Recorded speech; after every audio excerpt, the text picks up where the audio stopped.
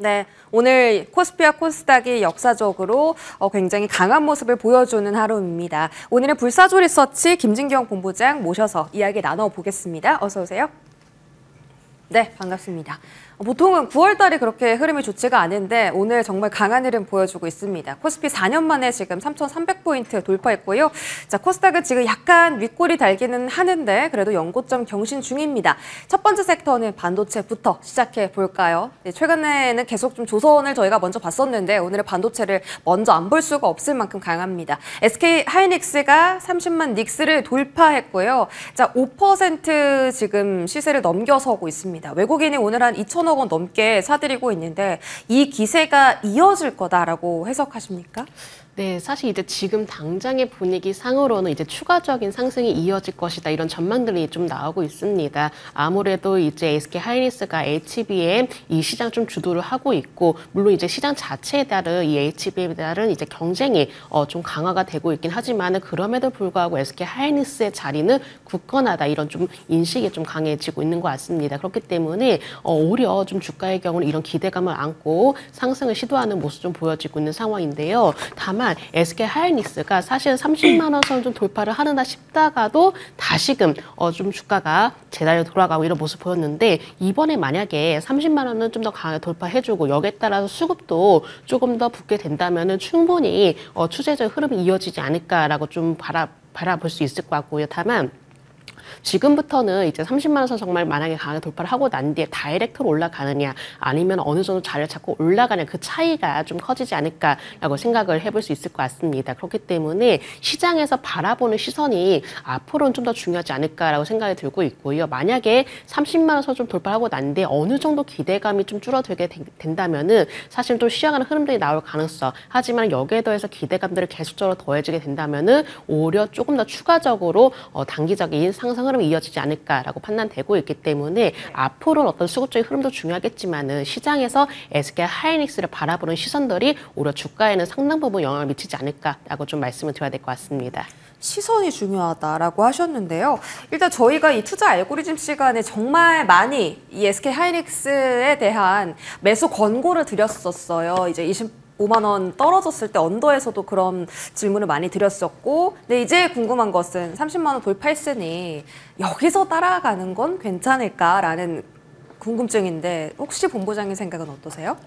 사실은 좀 다소간 부담이 될 수는 있을 것 같아요. 아무래도 이제 30만 원, 좀 사실 듣기만 해도 이게 매수가 가능할까 이런 부담감을 좀 안을 수밖에 없는데 지금의 분위기라면은 저는 그래도 가능성이 있다라고 생각을 하고 있습니다. 근데 다만 투자성에 따른 전략이 가장 필요할 것 같은데요. 좀 단기적인 투자 상황이시라면은 사실 아무래도 대형주인인 만큼 조금 더 움직이는 흐름 자체가 좀 생각보다 약간은 좀 더딜 수가 있다는 점이죠. 그렇기 때문에 오히려 좀 SK 하이닉스를 좀 바라보실 때는 좀 대형주이기 때문에 조금 우리가 편안하게 끌고 갈 수 있으실 만한 그런 성향을 가지신 분들이 오히려 좀 더 유효하지 않을까라고 좀 말씀드려야 될 것 같습니다. 네, 좋습니다.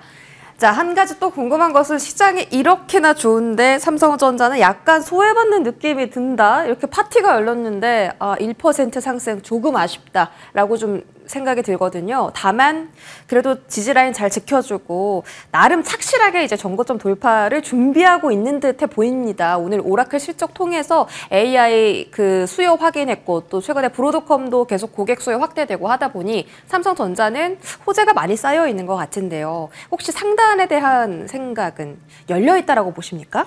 저는 지금의 분위기로는 열려 있다라고 생각을 합니다.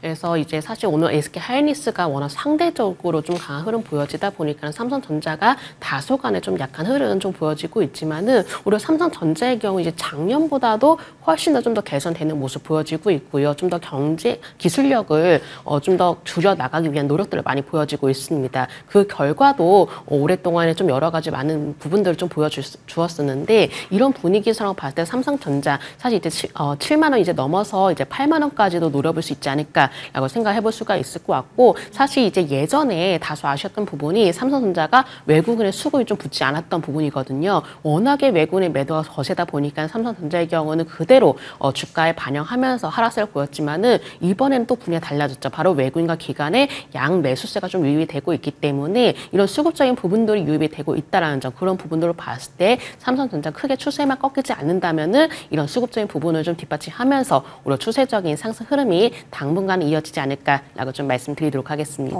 8만 원까지도 상단 가능하다라고 보셨고요. 삼전 외국인이 오늘 한 2천억 원 넘게 사들이고 있는 것으로 확인되고 있습니다. 그러면 이제 가격적인 측면만 놓고 봤을 때 조금 더 어떤 기대 수익의 메리트가 있는 쪽이 삼전입니까? 하이닉스입니까? 저는 삼성전자라고 생각을 하고 있습니다. 같은 기간을 두고 봤을 때요? 네, 그렇죠. 사실 하이닉스도 물론 이제 좋다라고 생각을 하고 있습니다. 그리고 30만 원 선 돌파를 한 점도 굉장히 기특하다고 생각이 드는데 하이닉스의 경우 사실 30만 선이 계속적인 좀 고비였거든요. 그래서 이번에는 30만 원 선을 장중에 돌파했지만은 오히려 완전하게 고비를 넘어섰다 이런 모습을 보여주는 게 가장 중요하지 않을까라고 생각하고 있고 삼성전자의 경우는 오히려 사실 8만 원대까지는 크게 매물대가 자리를 잡고 있지 않습니다. 네. 그렇기 때문에 오히려 삼성전자의 경우는 그래도 지금의 어떤 기술적인 흐름을 봤을 때 8만 원 선까지는 그래도 무난히 좀 도달하지 않을까라고 판단되고 있기 때문에 삼성전자로 말씀드리겠습니다. 네, 좋습니다. 삼성전자 쪽 긍정적으로 바라보시고요. 소부장단도 궁금한데 이게 진짜 재밌는 게 지금 투톱 안에서는 하이닉스가 더 탄력이 있거든요. 근데 소부장단 안에서는 전공정이 오히려 더 탄력이 있습니다. 오늘 원익 IPS, 하나마이크론 계속 고점 올려가고 있어서 소부장단은 좀 옥석 가리기 어떻게 해야 될지 많이 고민되네요. 네, 아무래도 지금 이제 대형 투톱이 상승하다 보니까는 저절로 이렇게 소부장 관련주도 상승하는 좀 모습 보여지고 있는데 전반적으로 이제 당분간 대형주 움직임에 따른 중소형 반도체 관련주도 다소간 영향을 받을 것으로 보여지고 있습니다. 이제 분위기가 좋아지다 보니까는 그런 분위기를 타서 올라가고 있다라고 좀 보시면 되실 것 같고요. 다만 이 실적 여부와 상관없이 계속적으로 이 업종 내에서도 좀 순환매 흐름이 이어질 가능성도 높다라고 생각이 들고 있거든요. 그렇기 때문에 딱 이게 좋다라고 좀 바라보신다라기보다도 어느 정도 이제 수급이 어느 쪽으로 쏠리는지 이런 수급 흐름에 따라서 종목들의 움직임도 달라질 것으로 판단되고 있기 때문에 오히려 순환매가 좀 빠르게 돌아가고 있다라는 점 좀 분위기를 잘 살펴보시면서 수급의 움직임을 파악하시면서 좀 더 우리가 순환매에 대응해보자라고 좀 말씀드려야 될 것 같습니다. 그러면 그 순환매 안에서 좀 가장 좋게 보시는 종목도 있으세요?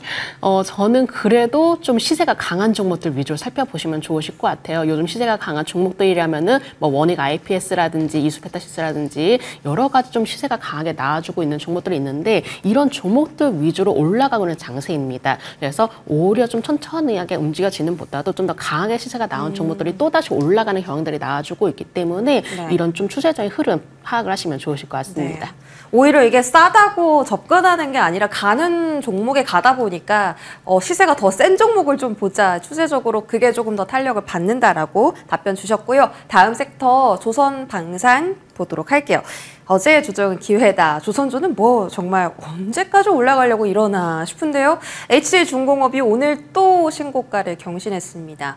대형 조선사보다는 최근 기자재단이 더 탄력을 받는데 이 랠리가 언제까지 펼쳐질지 이제는 조금 불안하거든요. 네. 이제 고점에 다다른 것 같아요. 어떻게 보십니까? 사실은 조선주가 아직까지 주도주적 역할을 하고 있습니다. 네. 그렇기 때문에 이렇게 주도주적인 성격이 완전하게 벗어나지 않는 한은 그래도 조선주들끼리 그리고 조선 기자재들 내에서도 어느 정도 추세의 흐름을 유지하지 않을까라고 생각을 해볼 수 있을 것 같고요. 근데 방금 전에 말씀 주셨다시피 사실 좀 불안불안한 면이 있습니다. 워낙에 가파르게 올라왔고 이제는 어느 정도 좀 기대감도 대다수 좀 선반영하는 게 아닌가라는 우려감도 있다라고 생각이 들고 있기 때문에 어느 정도 조선주 그리고 조선 기자재주의 경우는 좀 보유자분들 영역에서 좀 대응하시는 게 좀 더 낫지 않을까라고 생각이 네. 들고 있고요. 만약에 이제 신규 매수 고려하신다면은 물론 우리가 조정 시에 접근해볼 수가 있겠지만은 만약에 추세가 이탈하게 된다면은 오히려 그 부분으로 인해서 차익 실현에 대한 우려감도 더해질 수가 있기 때문에 조정 시에 접근하시되 좀 더 우리가 추세 매매로 대응해보자라고 좀 말씀드리고 싶고요. 사실 이제 조선주의 경우는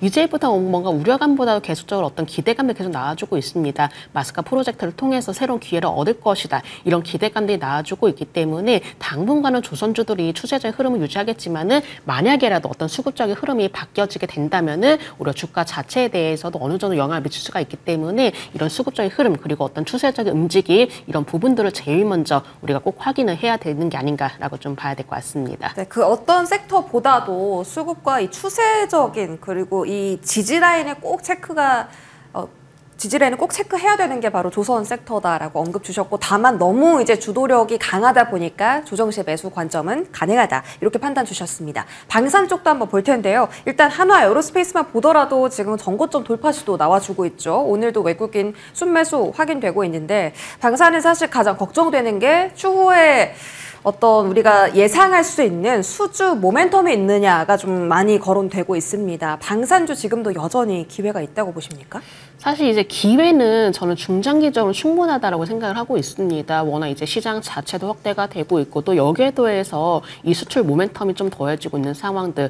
사실 이제 수출이라는 키워드가 정말 방산 쪽에는 정말 자극적인 재료로 좀 작용되고 있는데, 지금도 그렇지만 앞으로도 이 계속적으로 유럽 시장이라든지 중동 시장이라든지 이런 수출에 대한 모멘텀이 확대가 되고 있기 때문에 이런 부분으로 봤을 때는 중장기적인 성장 동력을 가지고 있다라고 생각하고 있고요. 근데 다만 지금부터는 사실 뭐 현대 로템도 그렇고 하나 에어로스페이스도 그렇고 이렇게 주요 방산주들이 전고점 돌파 여부가 가장 중요할 것 같습니다. 아직까지 전고점을 좀 쉽게 돌파를 하지 못한 상황이기 때문에 전고점을 좀 더 강하게 돌파해주면서 이 외국인이라든지 기관의 수급이 따라 붙는다면은 굉장히 좋겠지만은, 만약에 전고점을 돌파하지 못하고 다시금 조정이 나왔을 경우에는 어느 정도 좀 더 박스권 내에서, 어느 정도 제한된 가격 내에서 움직일 가능성이 높기 때문에 기술적인 흐름을 봤을 때는 전고점 돌파 여부부터 우리가 확인하고 대응하자라고 좀 말씀드리도록 하겠습니다.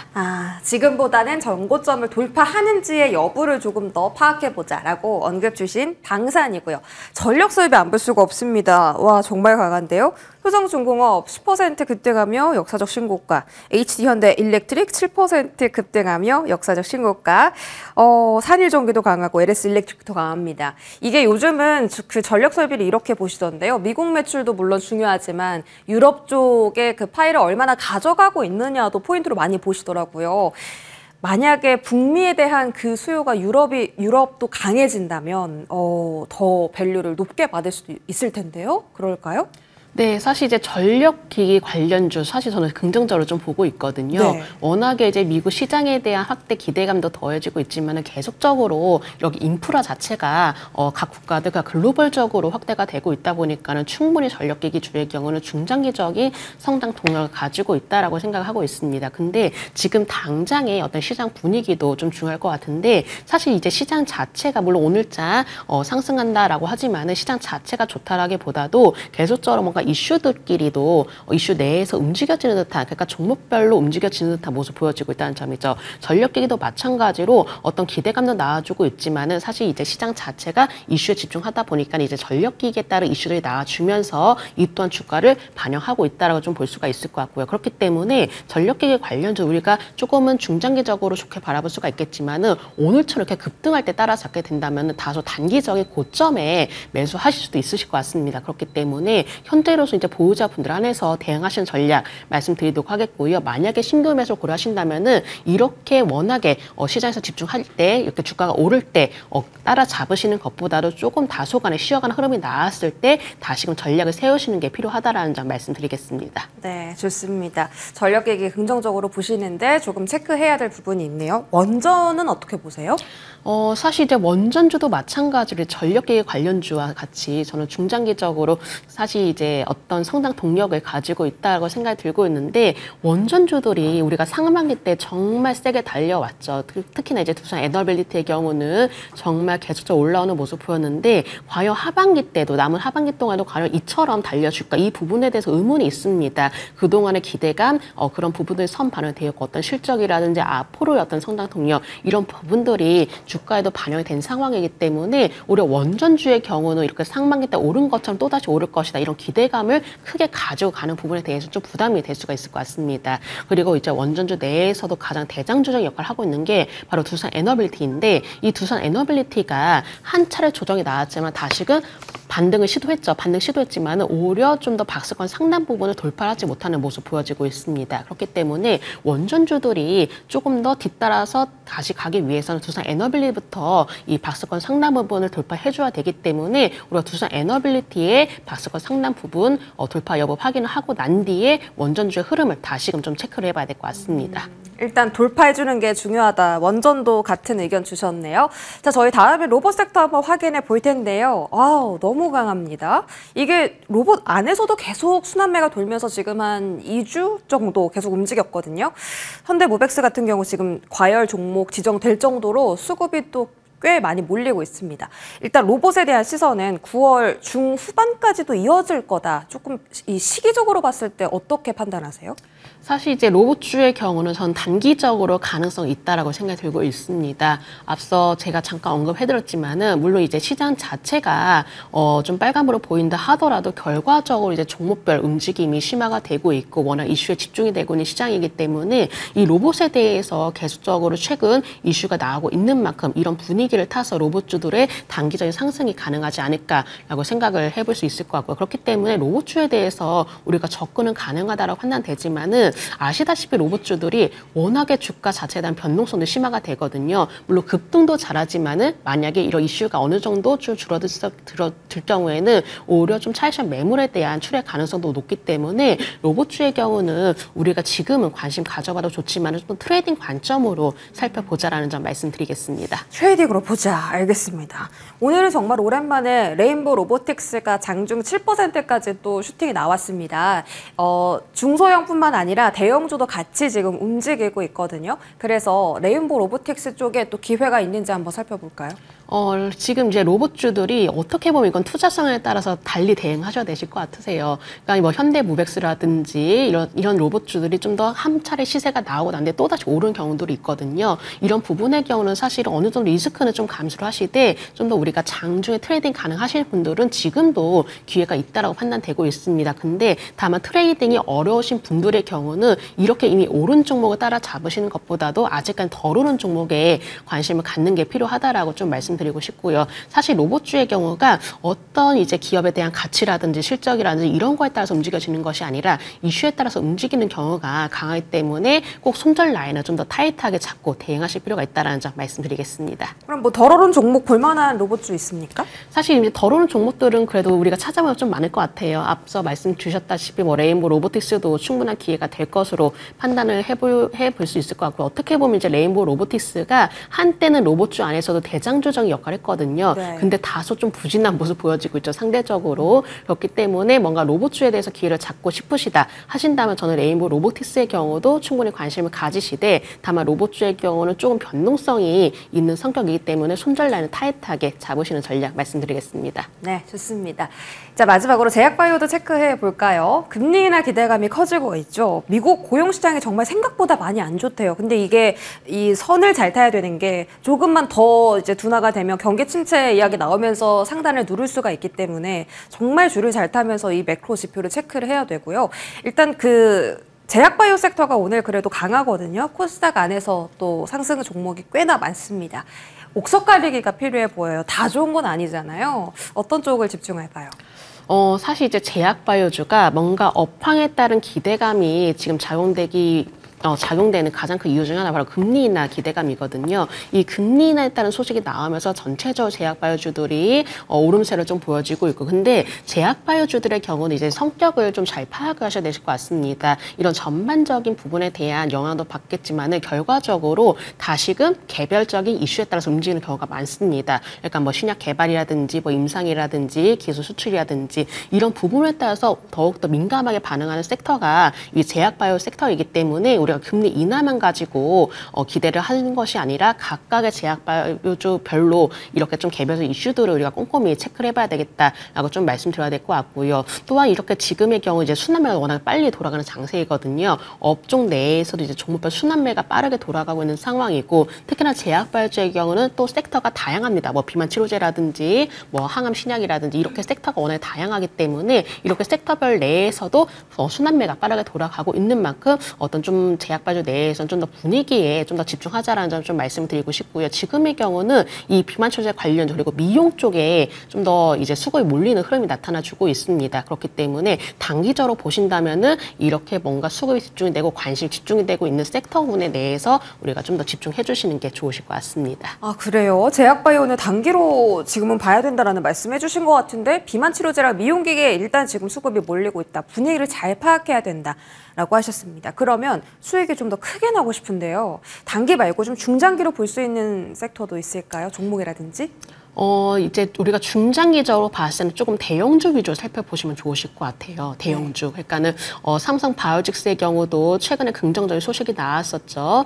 사실 이제 대형 제약 바이오주들이 이 중소형 제약 바이오주들보다도 그래도 어떤 주가들의 움직임이 덜 민감하기 때문에 우리가 뭔가 어떤 조금 이제 긴 시선으로 봤을 때 그래도 상대적으로 대형 제약 바이오주들이 조금 더 낫지 않을까라고 좀 말씀드리고 싶고요. 뭐 알테오젠이라는 셀트리온이라든지 물론 이 부분도 좀 포함이 될 수가 있을 것 같고 특히나 대형 제약 바이오주들의 경우는 뭐 기술 수출이라든지 어떤 그 실적이라든지 이런 부분들을 또 반영하는 경우가 많기 때문에 이런 기대감을 가지고 있는 종목별 위주로 살펴보시면 좋으실 것 같습니다. 네, 대형주 위주로 중장기는 바라보자.